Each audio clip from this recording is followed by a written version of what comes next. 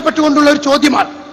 ഈ ചോദ്യവുമായി ബന്ധപ്പെട്ടുണ്ടായ ഒരു വിവാദം, ഇതിനെ സംബന്ധിച്ച് ഇതിനെതിരെ ഫൈസൽ മുസ്ലിയാർ എന്നെ പ്രസംഗിച്ച ഒരു ഭാഗമുണ്ട്. ആ ഭാഗം കേട്ടോളി. മലക്കിനെ വിളിച്ചവർക്ക് ശൈത്താനാണ് പ്രത്യക്ഷപ്പെടുക, മലക്കിനെ വിളിച്ചവർക്ക് ശൈത്താനാണ് പ്രത്യക്ഷപ്പെടുക.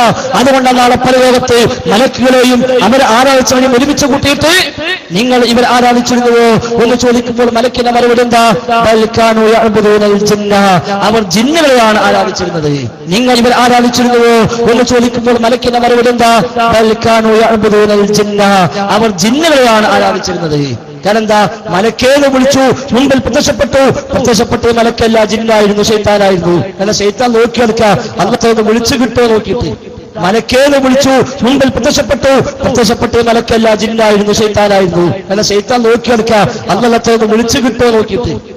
റബ്ബല്ലാത്തവരോടുള്ള ഒരു വിളി ഇവന്റെ വായിന്ന് വീണ് കിട്ടിയാൽ അത് ഉപയോഗപ്പെടുത്താൻ വേണ്ടി നടക്കാൻ പറ്റുമോ? അതുകൊണ്ട് മലക്കേന്ന് വിളിച്ചപ്പോ ശൈത്താൻ ഓടിയെത്തി, അവൻ സഹായം ചെയ്തു. അതുകൊണ്ട് ശൈത്താൻ ഓടിയെത്തി, അവൻ സഹായം ചെയ്തു. അപ്പൊ വിളി കേൾക്ക മാത്രമല്ല, വിളിക്ക് ഉത്തരം കൊടുക്കുകയും ചെയ്തു.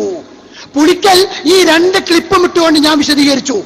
മുസ്ലിയാരെ, നിങ്ങൾ ഈ പറഞ്ഞത് വിശുദ്ധ ഖുർആനിന്റെ ആയത്തിനെതിരാണ്. വലൗ സമിഉ മസ്തജാബൂ ലക്കും എന്ന് നിങ്ങൾ തന്നെ പറഞ്ഞാണല്ലോ. ഇവിടെ മുസ്ലിയാർ പറഞ്ഞെന്താ? വിളി കേട്ടു എന്ന് മാത്രമല്ല, അവൻ ഉത്തരം ചെയ്യുകയും ചെയ്തു. ഇത് ഞാൻ ഇട്ട് പറഞ്ഞപ്പോ മുസ്ലിയാർ പിന്നെ മറുപടിയിൽ കൊണ്ടുവന്നെന്താ അറിയോ? നാസർ സുല്ലമി ജിന്നിനോട് വിളിച്ചാൽ ജിന്ന് കേൾക്കുമെന്ന് മാത്രമല്ല, ജിന്ന് ഇത് അള്ളാന്റെ സിഫത്തിനെ നിഷേധിക്കലല്ലേ. ഞാനല്ല മുസ്ലിയാരെ പറഞ്ഞത്, പറഞ്ഞത് ഫൈസൽ മുസ്ലിയാരുടെ പ്രസംഗത്തിലാ.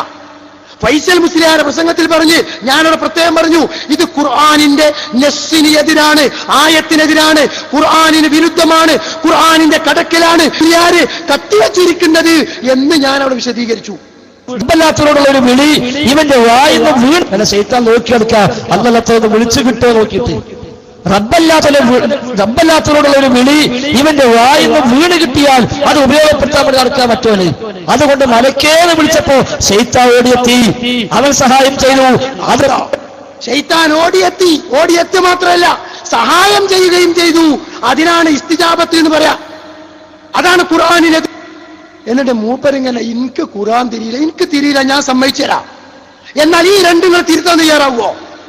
ഒന്ന്, മലക്കെ എന്ന് വിളിച്ചു, ശൈത്താൻ ഉത്തരം ഓടിയെത്തി മാത്രമേ അവനെ സഹായിക്കുകയും ചെയ്തു, അവൻ ഉത്തരം കൊടുക്കുകയും ചെയ്തു.